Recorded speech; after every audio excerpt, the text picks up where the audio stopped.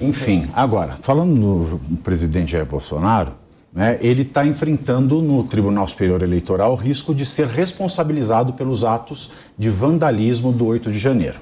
Caso surjam provas de envolvimento direto, o ex-chefe de Estado poderá responder nas esferas penal, civil e administrativa e, assim, se tornar inelegível por 8 anos. Na esfera eleitoral existem 16 ações em tramitação contra Bolsonaro. A mais avançada é a que foi apresentada pelo PDT após o encontro com embaixadores em julho do ano passado, quando Bolsonaro atacou o sistema eleitoral. Voltamos, de certa forma, para aquele tema que a gente já discutiu, Nelson. Você acha que alguma dessas coisas vinga? Bom, sem provas não pode vingar, né? É um tema muito polêmico, muito sensível, mas que tem objetivos claramente políticos, né?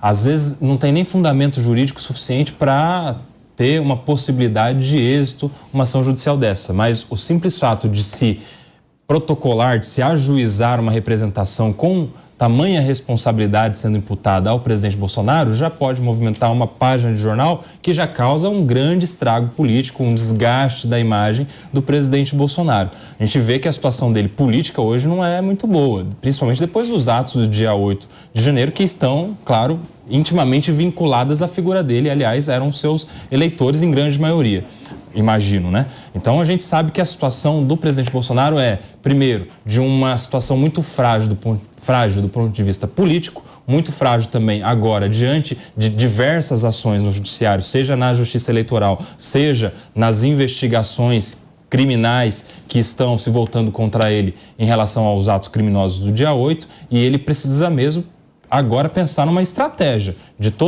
e que seja bem assessorado dessa vez, né?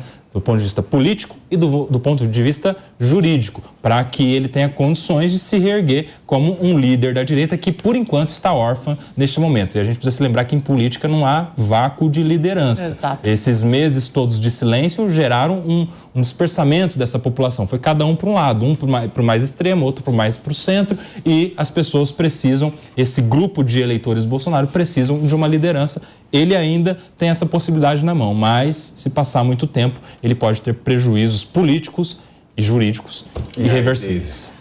Tu sabe que, Nelson, pegando a esteira do que tu falou aqui, eu acho que eu sempre falei isso em relação ao presidente Jair Bolsonaro, eu sempre me refiro ao último cargo dele, tá? Mas Bolsonaro perdeu a eleição mais polarizada desde a abertura democrática e ele não soube entender que ele ainda tinha um capital político muito forte ali. Porque em política, às vezes, tu não precisa ocupar efetivamente um cargo eletivo para ter um poder de fala.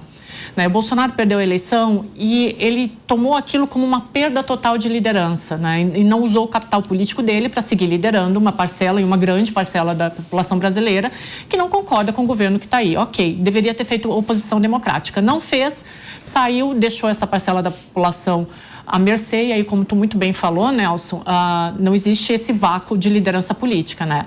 O que pode acontecer agora é justamente ele perder os direitos dele, não ser elegível para 2026. Eu acho que isso é uma grande possibilidade, porque, além de tudo, eu vou retomar um ponto que eu falei, que uma crítica ao Lula, agora eu faço uma crítica ao Bolsonaro. A partir do momento que tu fica durante 4 anos no teu discurso, usando o teu poder de fala para atacar instituições, ciência e imprensa, tu acaba inflamando uma parcela da população que dá nessa loucura desses aloprados que aconteceu aí. Então, é bem provável que em 2026 aconteça a perda dos direitos políticos dele, mas é falta de liderança política, de capital político. Felipe Monteiro. A direita tem que se aproveitar do capital político que ela ganhou nessas últimas eleições e arrumar uma alternativa fora do bolsonarismo, né? Fora do Bolsonaro, né? Eu acho que a direita pode aproveitar esse momento aí para ter uma outra alternativa, né? Em relação ao assunto aí do Bolsonaro sendo criminalizado, né, tem que ter, como bem Nelson disse aqui, uma prova certa e séria dizendo que ele tem ligação direta com os manifestantes do dia 8 de janeiro. Sem isso, não dá para imputar a ele nenhuma responsabilidade, Pavinato, na minha opinião.